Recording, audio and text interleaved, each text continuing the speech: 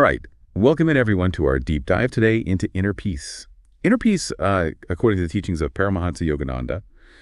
And we're going to be looking at this book of his called Inner Peace, How to Be Calmly Active and Actively Calm. And see if we can maybe glean some wisdom from it, some practical things that people can apply to their daily lives. Yeah. To find a little bit more peace in this crazy world. And you're definitely in the right place if you're looking for that, because his teachings are really full of perspectives and techniques that I think can make a real difference, even if you've never even meditated a day in your life before. Perfect. Okay. Because, let's be honest, we could all use a little more inner peace these days. Yeah. Right? So I think one of the things that I found really interesting is just how he defines inner peace. Because it's not just this idea of being relaxed or zoning out. It's something much more than that, right? Right. Yeah, exactly. He describes it as this sacred inner environment in which true happiness unfolds. So it's more about creating that space, that stable foundation within yourself where contentment and joy can really thrive. So it's about building resilience more than just, seeking a temporary escape from the world. Yeah, that's a great way to put it. And one of the main tools that he offers for developing this inner strength is meditation. But he had a very unique perspective on it. He called it active calmness. Okay, now this is where I was like, what? Active calmness. How can you be active and calm at the same time? It seems like those are two opposite things. I know, right? It sounds a bit paradoxical, but you can think about it this way. Imagine a pot of water that's just sitting there under the moonlight. So if the water is really agitated, the reflection of the moon in that water is going to be all blurry and distorted. But when the water is still alight, that reflection becomes crystal clear. So our minds are kind of like that water, right? Well, constantly churning, and your thoughts and distractions and everything else. Precisely, yeah. And meditation is the practice of calming those waves in the mind so that we can access the clarity and the peace that's already within us. So it's not about emptying our minds. It's more about skilling them so we can see what's there. I like that. And he actually gave a specific breathing exercise for this too, right? Yeah, he did. It involves a double exhalation where you tense up your whole body and then release that tension. And it's really powerful for shifting from a state of stress to a feeling of calm really quickly. I actually tried that earlier. Yeah. And I have to say, it was surprisingly effective. I could feel a shift in my energy. So I highly recommend for everyone listening, just give it a try, even if it's just for a few minutes. It's like a reset button for your nervous system. It really is. Now, another thing that Yogananda talked a lot about was nervousness and how that can really be a major obstacle to inner peace. He actually called it a world disease. Which is interesting because you think about the time that he lived in, like it was a time of incredible change and upheaval, even back then. But he saw how things like fear, anger, being overstimulated all the time, even a poor diet can contribute to this feeling of constantly being on edge. Absolutely. And he specifically warned against the constant noise of the radio and TV, which I think is so insightful considering the world we live in today. It's like he predicted our addiction to smartphones and, the 24/7 news cycle. Totally. It's no wonder that so many of us feel overwhelmed and just frazzled all the time because we're bombarded with all this information and stimulation from the moment we wake up to the moment we go to sleep. It's true. But this is where his teachings really, I think, offer a different perspective. He believed that even in the midst of chaos, we can actually cultivate an inner sanctuary of peace that can't be shaken by external circumstances. And I think one of the most powerful examples of this is the story about him encountering those robbers on a New York City street. Talk about a stressful situation. It is an incredible story. So he's just walking down the street, and then all of a sudden these three robbers come up to him with guns. Most people would understandably panic in that situation, right? But he just calmly looked at them and said, "Do you want money? Take it." Wait, what? He just offered them his money? Yeah. And you know what? They were so thrown off by his calmness that they couldn't bring themselves to rob him. They ended up apologizing and running away. That's wild. It's like his inner peace disarmed them. Yeah, exactly. He compared it to a diamond, which remains unshakable even when it's surrounded by crashing waves. And I think that's such a powerful image for all of us. No matter how chaotic things might get around us, we can strive to cultivate that kind of diamond-like strength within ourselves. So how do we actually do that? How do we cultivate that kind of unshakable inner peace in our own lives? Well, Yogananda offers a lot of practical advice for this. And one of the key things he emphasizes is simplifying our lives. Okay, so what does that look like in a practical sense? Well, it starts by taking a look at all of our possessions and honestly asking ourselves, do I really need all of this stuff? It's about decluttering not just our physical spaces, but also our mental spaces. So it's about letting go of the unnecessary, Mm, both materially and mentally, to create more space for peace. exactly, yeah. And it also means embracing silence, turning off the noise, spending time in nature, and carving out quiet time for reflection. He was a big believer in the power of solitude and finding time for seclusion. It's like creating a Sabbath for ourselves, Yeah. a time dedicated to spiritual renewal and recharging. That's a great way to put it. He believed that dedicating time each week for introspection and interconnection was really crucial for our well-being. He even said everyone needs 1 day a week in the spiritual hospital to heal his mental wounds. Wow, I love that. So simplifying our lives, embracing silence, creating a Sabbath for ourselves, these are all really great starting points, I think, for cultivating inner peace. Yeah. But let's be honest, there are some pretty universal obstacles that get in the way, like worry, fear, and anger. What did Yogananda have to say about those? Oh, he had a lot to say about those. And he actually offered some very practical advice for overcoming each of these challenges. Okay, so let's start with worry. I mean, it seems like everyone's worried about something these days. It's true. And his advice for overcoming worry is to focus on the present moment. He encourages us to analyze problems calmly and seek solutions without getting caught up in all that anxiety. That's easier said than done, though, right? Absolutely. But it becomes much more attainable with practice. And one of the practices he recommended is remembering our true nature as souls, which are, beyond harm. And that can help us detach from the fear that often fuels that worry. So it's about shifting our perspective to see ourselves as something greater than our fears and worries. Exactly, yeah. And then with anger, he saw that as a major obstacle to peace as well. He really advocated for non-retaliation and stressed the importance of cultivating forgiveness and understanding. Especially within our relationships, right? Yes, especially within the home. He believed that calmness in relationships, particularly at home, was crucial. He felt that if we could create a peaceful and harmonious environment at home, it would radiate outwards into the world. It makes you think, how can we apply these principles to maybe diffuse tension in our own relationships?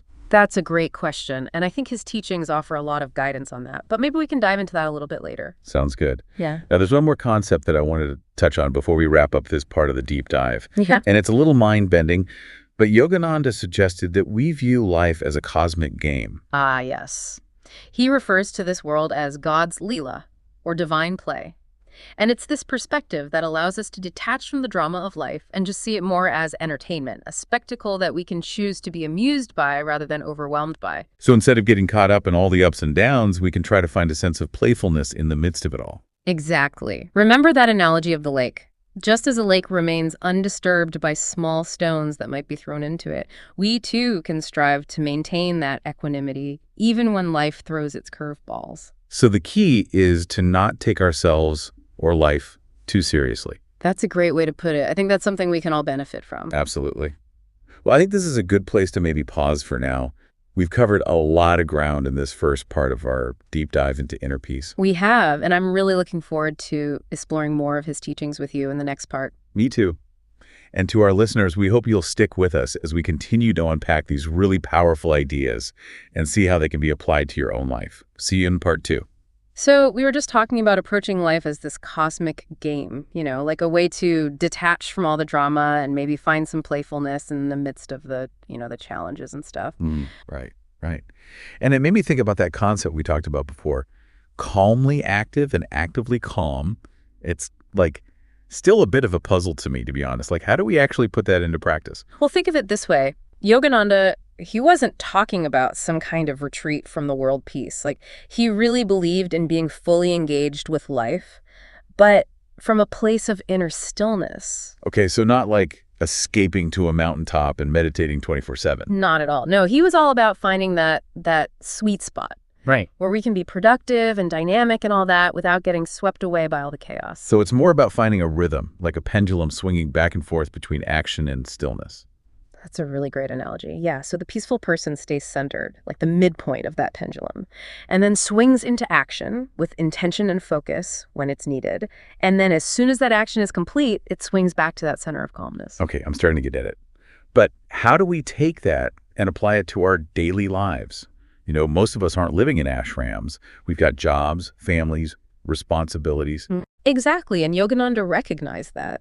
He stressed the importance of finding balance between the material life and the spiritual life. So it's not about picking one or the other. It's more like integrating our spiritual practices into our daily routines. Precisely, yeah. He even said the spiritual aspirant should counterbalance his restlessness-producing material activity by calmness-producing spiritual meditation. In other words, even if you have a really demanding job or a busy life, you can still make space for the practices that help cultivate that inner peace. Okay, so even just like a few minutes of meditation every day can make a difference. Absolutely. It's like making daily deposits into your inner peace account. Those deposits add up over time, and it creates this reserve of resilience that you can draw upon when things get tough. Makes sense. Speaking of resilience, Yogananda also talked a lot about solitude and finding time for seclusion. Oh, yeah. He was a huge believer in the power of spending time alone for reflection and recharging. Remember that concept of the Sabbath that we talked about before? He felt that dedicating a day each week to introspection and interconnection was just crucial for well-being. And he also suggested finding moments of silence throughout the day, right? Like little pockets of stillness. He did, yeah. He recommended starting and ending each day with a few minutes of quiet reflection. And even just pausing for a bit of stillness before meals. I can see how that would be helpful. To create those little mental pauses throughout the day, those moments to just reconnect with that inner peace. Exactly. It's about weaving those moments of stillness into your life, even if it's just for a few minutes at a time. Now, something else that really stood out to me in his teachings was his emphasis on calmness in our actions, like being calm when we're actually doing things. Yeah, he believed that calmness was essential for clear thinking and right action. He actually said, calmness is the principal factor necessary for any expression of right discernment. So like when we're all agitated and restless, it's harder to make good decisions. Precisely. He felt that when we're not centered, we tend to react impulsively, which often leads to, mistakes and regrets. And then on the flip side, when we're calm, we're more equipped to handle whatever life throws at us. Exactly, yeah. He said, a calm person reflects restfulness in his eyes, keen intelligence in his face, and proper receptivity in his mind. So our inner state really does influence how we show up in the world and interact with others. Absolutely. Our inner peace, or lack of it, radiates outward. It impacts not only our own experiences, but also our relationships and our interactions with everyone around us. So cultivating calmness isn't just about our own well-being. It's also about contributing to a more peaceful world around us. That's a really beautiful way to put it. It's like a ripple effect. The more we embody peace within ourselves, the more we contribute to a greater sense of peace in our families, communities, and ultimately the world as a whole. Wow, it's inspiring to think that our own individual efforts to find peace can actually make that kind of impact. It is, and I think that's one of the most powerful messages from his teachings. Now, speaking of impact, Yogananda also talked about the connection between our inner environment and our outer environment. Indeed, yeah. He made a really clear distinction between the two. He said, outer environment consists of one's physical surroundings. Inner environment is one's state of mind. And he really emphasized our inner environment, didn't he? Yes, he did. He said, it is the inner environment of man that is of primary importance. He believed that if we could cultivate peace within ourselves, we could find a sense of heaven no matter where we are. So it's about creating that inner sanctuary that can't be touched by external circumstances? Exactly. He said, no matter what inharmonious surrounding you may have, if you meditate and live in harmony with your inner self, you will always live in heaven and will carry your own portable paradise everywhere. I love that, a portable paradise. It's empowering to think we have the ability to create that sense of peace within ourselves, regardless of what's happening around us. It is. It reminds us that true peace doesn't depend on external conditions, but on our inner state of being. That reminds me of something else he talked about, this idea that life is a reflection of divine laws, like a cosmic order. Yeah, he was very clear that true happiness comes from aligning our lives with those divine laws, with what he called morality and godliness. And he wasn't afraid to point out the problems with chasing happiness through external things. He had some pretty strong words about how temporary pleasure-seeking is and how important it is to find happiness from within. He did. He noticed how often people who seem to have it all on the outside, who are considered successful by worldly standards, can be really unhappy in their personal lives. Which brings us back to inner peace being that foundation for true happiness. Yes, exactly. It's about finding fulfillment and purpose that comes from living in harmony with our true nature. We've covered a lot of ground in this second part of our deep dive into inner peace. What are some of the main things you hope our listeners are taking away from this? I think one of the most important things is that inner peace isn't something passive. It's something you actively pursue. It takes effort and daily practice and a willingness to really look at our own habits and patterns, but the rewards are incredible. Yeah, it's about building that strength and resilience that allows us to face all the challenges life throws at us with grace and with equanimity. Exactly. And it's not just about our own well-being, but about helping to create a more peaceful world for everyone. So we talked about meditation, simplifying our lives, embracing silence, overcoming things like worry, fear, and anger. Are there any other practical things that Yogananda recommended for cultivating inner peace? Yes, definitely. He talked about the importance of eating right, getting enough exercise, and making sure we're getting enough sleep. Right, it makes sense. Those are all important for our well-being in general, both physically and mentally. Exactly. And he also emphasized choosing who we spend our time with carefully. He felt that being around positive and uplifting people could really have a big impact on our inner state. So it's about surrounding ourselves with people who support us on this journey, people who are kind of on that same path toward inner peace. Exactly. He said, associate with happy people. To share their happiness increases your own. And I guess on the other side of that, we might want to be careful about spending time with people who bring us down or drain our energy. That's a good point, yeah. He said to avoid the company of those who are unhappy, for their unhappiness will diminish your own.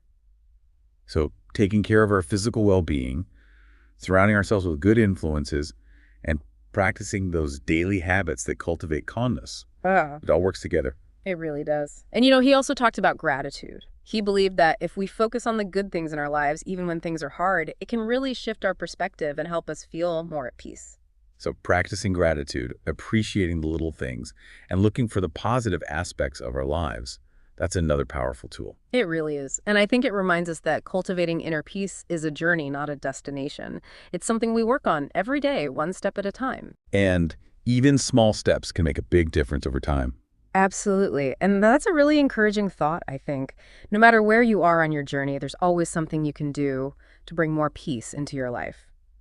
Well, I think we've covered so much in this second part of our deep dive.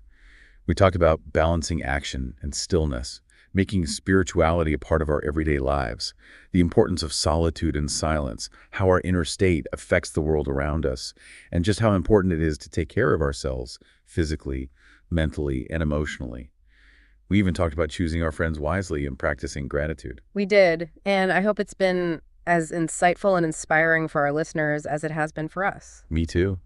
And speaking of insightful and inspiring, we have one more part of this deep dive to go, and I'm really excited for what we're going to talk about next. Me too.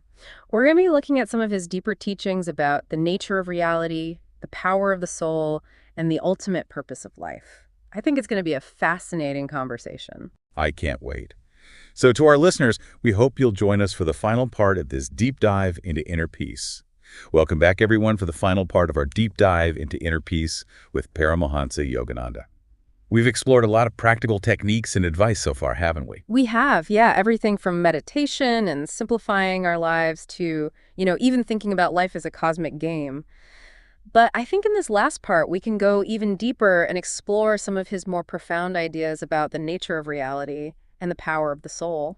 Yes, let's get to that deeper level. Yeah. He often talked about how real lasting peace and happiness don't come from external achievements or possessions, but from something much, much deeper. He did. He really believed that true happiness comes from connecting with our true nature, our soul, which he describes as like a spark of the divine. So it's not about what we have or what we do. It's about who we are at our core. Exactly. And when we can tap into that essence, that connection to the divine, we find a source of peace and joy that's unshakable no matter what's happening outside of us. It's like in that quote of his where he says, knowing God, you can stand unshaken amidst the crash of breaking worlds. It's like if we can connect to that inner strength, we can face anything. That's a great way to put it. And he offers a lot of guidance on how to do that, mainly through meditation and other spiritual practices. Right. He saw meditation as more than just a relaxation technique. He saw it as a path to self-realization, a way to directly experience that connection with something bigger than ourselves. He did, yeah. And he believed that if we're consistent with our practice, we can actually expand our awareness and come to know our true nature as souls, as part of that divine essence. So it's like this journey of inner transformation. Absolutely. And he said it's a journey that we all have the potential to take. no matter what our background is or what we believe. That's encouraging to hear. So even if we're just starting out, we all have that spark of the divine within us. Yeah, he really believed that everyone has the potential to wake up spiritually, and that it's never too late to start exploring those parts of ourselves. Now, I know he also talked about the importance of living a moral and ethical life. How does that fit in with inner peace?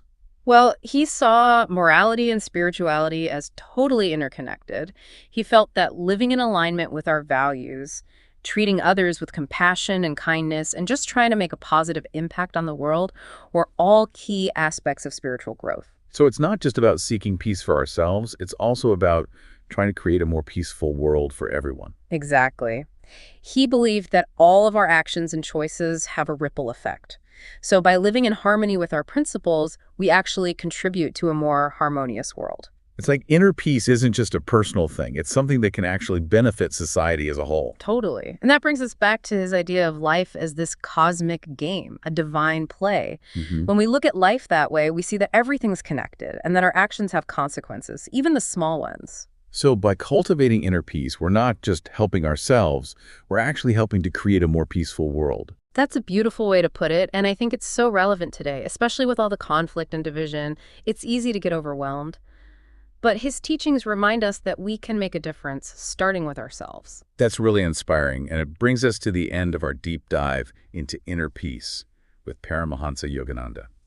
What are some of the most important things you hope our listeners will take away from this? I think one of the biggest ones is that inner peace isn't a luxury. It's essential. And it's not something we achieve just once. It's a practice, an ongoing journey. And it's a journey anyone can take. His teachings give us so much practical advice and inspiration for anyone who wants more peace and joy. Yeah, and I think it's important to remember that even small steps can make a big difference, like starting to meditate, simplifying our lives, spending time in silence, or even just focusing on feeling grateful. Every little thing we do to connect with our true selves and live by our values takes us closer to that inner peace. Well said. And to echo what Yogananda said, knowing God, you can stand unshaken amidst the crash of breaking worlds. What a reminder of how strong and resilient we can be when we cultivate inner peace. It really is. It's a journey worth taking. Thank you for joining us for this deep dive into the world of inner peace with Paramahansa Yogananda. We hope you found it as enlightening and inspiring as we have. Until next time, keep diving deep. Did you get any of that?